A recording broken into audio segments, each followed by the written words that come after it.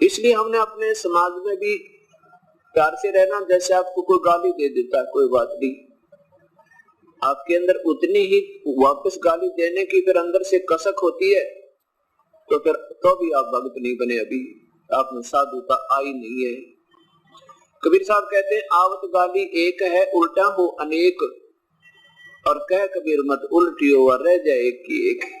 एक ने गुस्से में आकर, क्रोध में आकर किसी के कहने सुनते या मिसअंडरस्टैंडिंग पर, किसी की गलत धारणा से मान ले आपको कुछ उठपटांग कह भी दिया, तो आप उसका तुरंत प्रतिफल में बदला मत दो, उसका तुरंत जवाब मत दो। फिर वो एक देगा, एक और दे देगा, वह दो ना हुए। दो जब होगी जब आप उल्टी दे दोगे, उल्टी गाली आप उसको पकड़ाओगे तो वो 20 और सुनाओगा, और फिर हाथापाई हो जाएगी, और फिर हानि ना जाने कहां तक पहुंच सकती है। इसलिए क्या बताते हैं कि आवत गाली एक है उल्टा हो अनेक, कह कबीर ना उलटियो व रहे एक की एक। गाली ही से उपचे और कलह कष्ट और नीच, हार चले सो संत है वे लाग मरे सो नीच। अब गाली ही से क्या होता है कि हाथापाई हो, झगड़ा वगड़ा हो गया, और फिर ना जाने मौत भी हो जाए किसी की। गाली ही से उपचे कलह कष्ट और नीच, नीच माने मृत्यु। हार चले सो संत है, हार जाना नो का अच्छा भाई चुप हो जा, बोले नहीं, वो न सोचेगा तेरे से डर गया तो आप हार गए, बहुत अच्छी बात है। कहते हार चला सो संत है और लाग मरे सो नीच, उससे की तरह गुट्टम गुट्टा हो गया, कहते हो तो नीच राक्षस स्वभाव के जैसे। कल गीता जी बतावे थी, पवित्र गीता शास्त्र कह रहा था कि वो संत नहीं फिर होता है संत होते।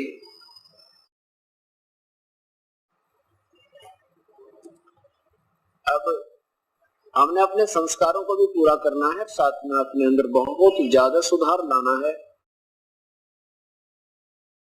ताकि आम समाज भी ये कहे भी भक्ति हो तो ऐसे संत भक्त हैं तो ये हैं जिनमें बीड़ी शराब मांस तंबाकू का कोई व्यसन ना हो, और झूठ बोल कर अपना धंधा नहीं बढ़ावे, किसी की आत्मा दिखाने के लिए झूठ ना बोले। अब जैसे रिश्वत लेते हैं या 2 नंबर का काम करके दुनिया को धोखा देकर, कोई मिलावट करके या कोई डुप्लीकेट चीज ओरिजिनल समझ कर बेच के पैसे तो कमा लेंगे आप, लेकिन वो पैसा फिर बहुत बुरी तरह जाएगा आपका। मन माने कोई बालक बीमार हो जाए या स्वयं को कोई बीमारी लग जाए, लाखों रुपए लगे और फिर वो पैसा भी जावे, अशांति भी, और साथ में जिस दुष्कर्म के से वो धन एकत्रित किया था वो पाप कर्म तो जो के तो जमा है आपके, और वो धन रहा नहीं जो आपने गलत तरीके तो अपना था, बल्कि कष्ट में होकर गया। इस प्रकार हमने इन बातों को ध्यान रखते हुए अपने अंदर बहुत सुधार लाना, क्योंकि परमात्मा का एक नियम है कि जैसे कर्म और साथ में जैसा भी आपका संस्कार, जो भी आपको मिलना है, उस परमात्मा ने आपको बांट रखा है जीवन में कि तुझे इतना धन मिलेगा, इतनी तेरी संतान होगी, इससे कम बत्ती नहीं हो सकता, चाहे कोई कितना सिर पटक ले। उससे अधिक करने के लिए यदि हम चेष्टा करते हैं गलत तरीके से, तो फिर वो बहुत हानि का कारण बनेगी। लेकिन प्रभु को याद रखते हुए, परमात्मा के संविधान को सामने रखते हुए अपना प्रयत्न जरूर करे, दैनिक कर्म अवश्य करता रहे, प्रभु को छोड़ दे इसका लाभ और हानि। मान लीजिए आज आपको उपदेश मिल गया, आप 2-4 महीने के बाद फिर आते हो जी कोई लाभ तो नहीं हो रहा, ऐसा कोई प्रश्न करते हैं। आप लोग लाभ किसको मानते हैं कि धन घना आ जावे, रोजाना घनी कमाई हुए, पैसे घने आ जावे तो आप लाभ मानते हो।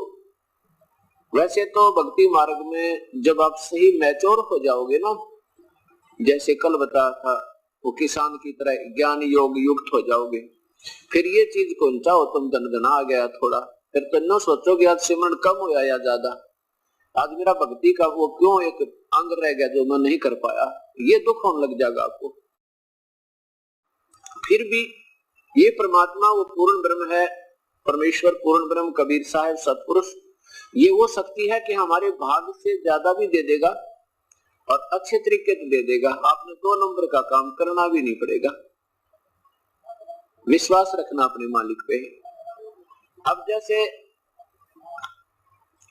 आपने 4-5 महीने पीछे बताया था, गुरु जी क्या आपको आके कहने लगे जी कोई लाभ तो ना होया। और पहले क्या होता था, पहले बताते थे जी बहुत नुकसान हो चुका है, हमने ये भी नुकसान हो गया, पशु भी बिगड़ गए, व्यापार भी कति चौपट हो गया, एक बालक बीमार हुआ था उसका कम से कम भी 1.5 लाख रुपया लग गया। अब ये सोचना कि आपको मान लीजिए व्यापार में या आपके घर में पैसा घना नहीं आ रहा है और वो फिर व्यर्थ भी नहीं जा रहा है, बीमार नहीं होता कोई, वो पशु बिगड़ने बंद हो गए, आनी बंद हो जाएगी, लाभ से थोड़ा ही हो जाइए, वो आपका घना है, क्योंकि उधर ज्यादा आता दिखाई दे रहा था, फिर एकदम इकट्ठा ही चला गया तो वो लाभ नहीं था, वो तो व्यर्थ था, अशांति और बनी। अब ये परमात्मा वो है, विश्वास रखना, कह कबीर सुनो विषा दो, मैं तो हूँ विश्वास में।